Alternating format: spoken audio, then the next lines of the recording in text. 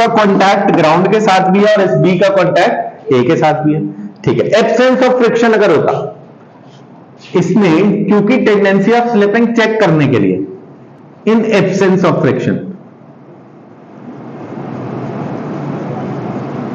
जो अभी हमने फिजिकली देखा, एब्सेंस ऑफ फ्रिक्शन में क्या होता, ये आगे मूव कर जाता, बी आगे आ जाता, ए वहीं पे रह जाना था, क्योंकि इस पे फोर्स लगाए। अगर एब्सेंस ऑफ फ्रिक्शन होता तो क्यों ये देखना पड़ता है, इससे हमें टेंडेंसी ऑफ स्लिपिंग का बहुत बड़ी आइडिया लग जाता है कि अगर फ्रिक्शन नहीं होता तो बी की जो टेंडेंसी ऑफ स्लिपिंग है, बी का टेंडेंसी ऑफ स्लिपिंग, ये है टेंडेंसी ऑफ स्लिपिंग और टेंडेंसी ऑफ स्लिपिंग, क्योंकि बी पे अकेले पे फोर्स लगा है, बी तो आगे चला जाता, तो बी का जो पार्टिकल ग्राउंड के साथ है वो भी प्लस एक्स में जा रहा है, बी का जो पार्टिकल ए के साथ कांटेक्ट में है वो भी प्लस एक्स में जा रहा है, दोनों से जो स्लिपिंग है वो प्लस एक्स डायरेक्शन में है, तो रोकने के लिए फ्रिक्शन किधर आएगा, माइनस एक्स में। तो बी पे जो फ्रिक्शन आया वो किधर आया, इसका मतलब यहां से आ गया ये F1 और ये आ गया F2, F1 और F2 ये दो फ्रिक्शन आ गए, बी पे ये दो फ्रिक्शन लग रहे हैं। बेटा F1 लगा किस पे है बताओ, अरे बी पे लगा है, किसने लगाया है, ग्राउंड ने लगाया है। F1 लगा है बी पे, किसने लगाया है, ग्राउंड ने, और F2 किस पे लगा है, बी पे, किसने लगाया, ठीक है। तो ये ऑन बी बाय ए, और ये वाला भी ऑन बी बाय ग्राउंड। और न्यूटन चाचा माने तो कभी भी नहीं, तीसरा लॉ तो हमेशा लगेगा ही लगेगा, बदला तो लेके रहेंगे ना, for every action there is an. तो भाई अगर बी पे इन दोनों ने फोर्स लगाया, बी पे ए ने और ग्राउंड ने फोर्स लगाया, तो बी मानेगा नहीं, बी भी दोनों पे फोर्स लगाएगा, किधर लगाएगा, ऑपोजिट डायरेक्शंस में। तो इसका मतलब एक्चुअल केस में क्या हुआ, एक्चुअल केस में ऐसा हुआ, ये बी था, इसके ऊपर ए था, ये मैंने फिर से पॉइंट्स ऑफ कांटेक्ट मार्क कर दिए, ये ग्राउंड, बी पे तो बिल्कुल सही है क्योंकि टेंडेंसी ऑफ स्लिपिंग आगे है, तो बी पे फ्रिक्शन आगे आए, दिस ओहो, बी पे तो अभी देखे है ना, बी पे फ्रिक्शन किधर आए, पीछे की डायरेक्शन में, तो बी पे ये आ गया F1 और ये आ गया F2, इसका इक्विवेलेंट ऑपोजिट F2 किसने लगाया था भाई, फिर से बताओ, A ने, इसका इक्विवेलेंट ऑपोजिट A पे लगेगा, आगे लग गया F2, और ये F1 किसने लगाया था, ग्राउंड में, इसका इक्विवेलेंट ऑपोजिट ग्राउंड पे लगेगा, ये लग गया F1, और ये जो बाहर से हमने फोर्स लगाया हुआ था वो कैपिटल F से लिखा हुआ है। ये आ गए आपके फोर्सेस जो हॉरिजॉन्टल के हैं, यहां पे अभी हमने mg और नॉर्मल नहीं बनाए, ठीक है।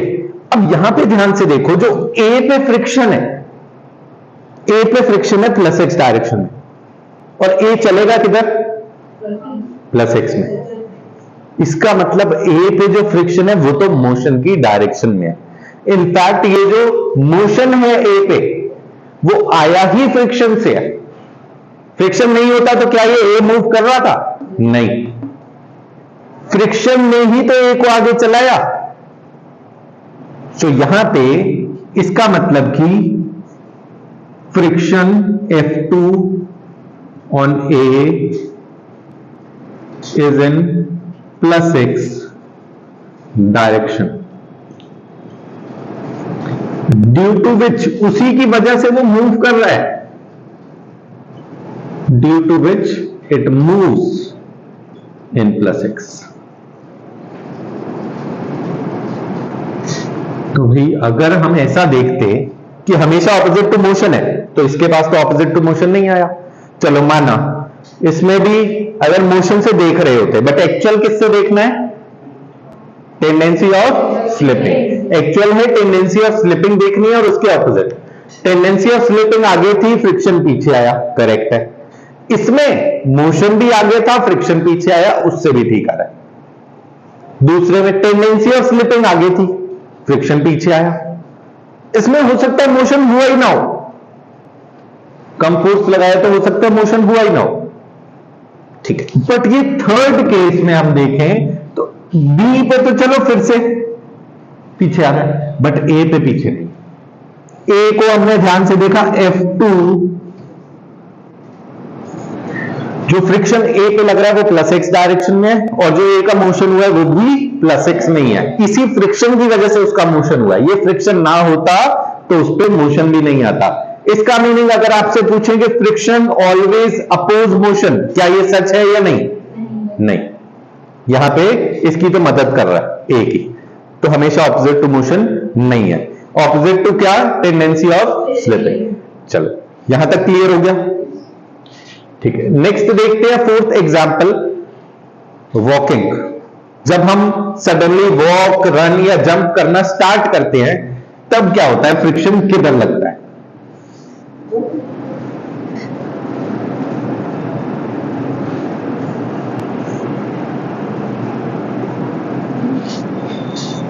आधा % बना दिया, इतना ही चाहिए फ्रिक्शन देखने के लिए, ठीक है। तो दोनों लेग्स, दोनों फीट, अब वॉक करना है, सडनली वॉक करना है, तो इसका मतलब भाई न्यूटन के तो सारे लॉ लगेंगे ही लगेंगे। पहला लॉ क्या कहता है न्यूटन का? बॉडी रेस्ट पे है तो रेस्ट पे ही रहेगी, कब तक? जब तक उस पर अनबैलेंस फोर्स नहीं लग जाता। तो भाई हम रेस्ट पे हैं। अब हम आगे चलना चाहते हैं तो हम पे एक फोर्स लगना चाहिए। किधर से आना चाहिए? क्या हमारी बॉडी के अंदर से आना चाहिए या बाहर से? एक्सटर्नल अनबैलेंस फोर्स, बाहर से। तो बाहर से भाई फोर्स आने के लिए क्या करा जाए? अब किसी दोस्त को बुलाया जाए कॉल करके, इधर आ, मेरे को धक्का दे, मैंने चलना है आगे? नहीं, one of the options. But आप क्या करोगे? आपके पास क्या ऑप्शन है? mg तो नीचे, नॉर्मल ऊपर लगता है, धागा स्प्रिंग है नहीं, इकलौता कौन सा फोर्स बचा जिसको फिर भी यूज कर सकते हो? फ्रिक्शन। फ्रिक्शन किधर लगता है? Opposite to tendency of slipping, और वैसे होता पैरेलल टू सरफेसेस। फोर्स कैसा होता है? Parallel to surface. मतलब कि ये ग्राउंड और मेरे पैर कांटेक्ट में है, मैं ग्राउंड पे अगर पीछे फोर्स लगा दूं, ग्राउंड क्या करेगा? मेरे पे आगे फोर्स। और ये फोर्स कौन सा होगा? क्योंकि भाई ये तो दोनों सरफेसेस कांटेक्ट में है, हम ग्राउंड पे पीछे एक फोर्स लगाना चाह रहे हैं, बट ये दोनों तो बिल्कुल पैरेलल है, हमारे जो फीट है और ग्राउंड है वो बिल्कुल पैरेलल है। तो हम कौन सा फोर्स लगा सकते हैं? फ्रिक्शन।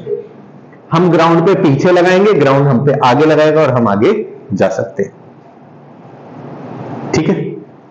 अब इसमें हम देखें दूसरे तरीके से भी सेम कॉन्सेप्ट को समझ सकते हो। हमने ग्राउंड पे फ्रिक्शन किधर लगाया? पीछे। ग्राउंड ने हम पे आगे लगाया, उसकी वजह से हम आगे गए। दैट मीन्स अगर फ्रिक्शन नहीं होता हम तो मूव ही ना कर पाते, हम वॉक नहीं कर पाते। फ्रिक्शन हमें क्या कर रहा है? हमारे मोशन को हेल्प कर रहा है या फिर अपोज कर रहा है? हेल्प कर रहा है। मोशन को तो हेल्प करा उसने, ठीक है। दूसरे तरीके से देखते हैं, अगर फ्रिक्शन नहीं होता, क्योंकि हम एब्सेंस ऑफ फ्रिक्शन से क्या चेक करते हैं? Tendency of slipping. अब तो अपन बड़े हो चुके हैं, अब तो हमें वॉक करना आता है, पर फिर भी अगर फ्रिक्शन नहीं होता तो वॉक करने की कोशिश करें, वॉक करने की कोशिश करें, पैर क्या होंगे? स्लिप। किधर को स्लिप होंगे? पीछे। पैर किधर स्लिप होंगे? पीछे। क्योंकि आप वॉक करने की कोशिश करो, ऐसे आगे थोड़ी स्लिप होंगे। किधर? When you are trying to walk, अगर आप वेरी स्लिपरी सरफेस पे जाते हो, चाहे तो आइस के ऊपर हो या फिर कोई लुब्रिकेंट गिरा हुआ हो, उसके ऊपर वॉक करने की कोशिश करो, पैर किधर स्लिप होंगे? पीछे। तो टेंडेंसी ऑफ स्लिपिंग किधर आई? बैकवर्ड। उसको रोकने के लिए फ्रिक्शन किधर आएगा? हमारे पैर पे, फॉरवर्ड। तो टेंडेंसी ऑफ स्लिपिंग हमारे पैर की किधर होती है? इसको रोकने के लिए फ्रिक्शन आगे। When we start to run, jump और walk, जब स्टार्ट कर रहे हैं तब की बात है। मैं ये नहीं कह रहा भाई जब नॉर्मल स्पीड से आप चल रहे हो या डिक्रीजिंग स्पीड है या रुक रहे हो, वो सब में अलग अलग केस हो सकता है। जब सडनली स्टार्ट कर रहे हो, when we start to walk, run और jump, तो फ्रिक्शन किधर लगेगा? Friction acts in forward direction on us.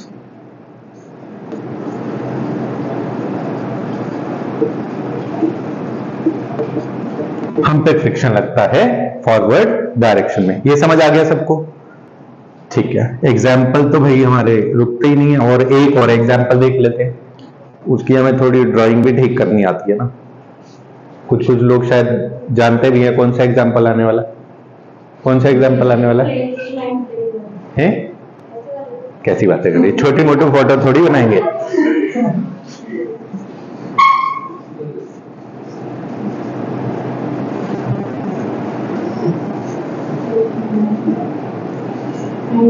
Cycle, very good है ना। कैरियर वेरियर नहीं बनाते, और टायर पीछे वाला बड़ा ही रखते हैं हम साइकिल में।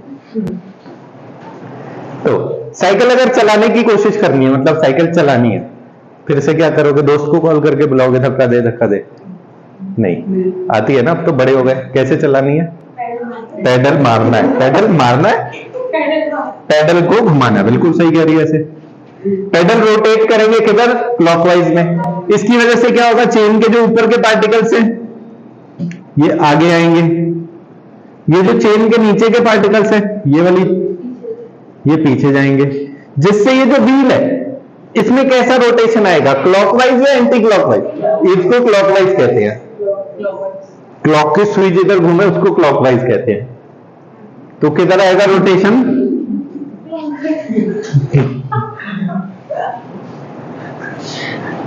क्लॉकवाइज। ठीक है, किधर आएगा?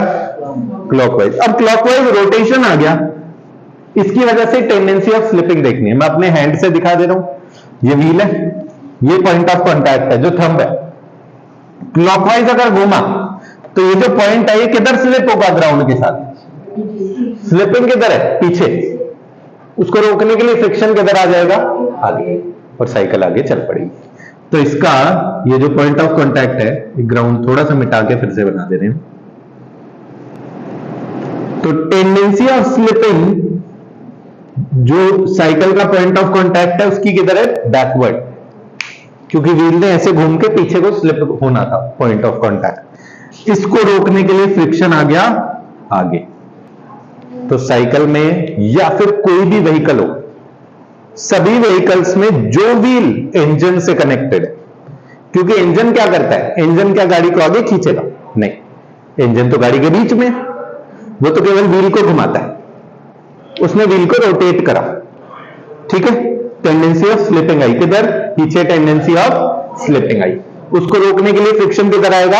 आगे की डायरेक्शन। क्लियर हो गया? हर एक व्हीकल में जो व्हील इंजन से कनेक्टेड है उसकी टेंडेंसी ऑफ स्लिपिंग पीछे है और फ्रिक्शन आगे आया, इसकी वजह से वो व्हीकल आगे चल पाता है। सो फ्रिक्शन इसमें भी हेल्प कर रहा है। अंडरस्टूड? ठीक है, अब नोट कर लीजिए।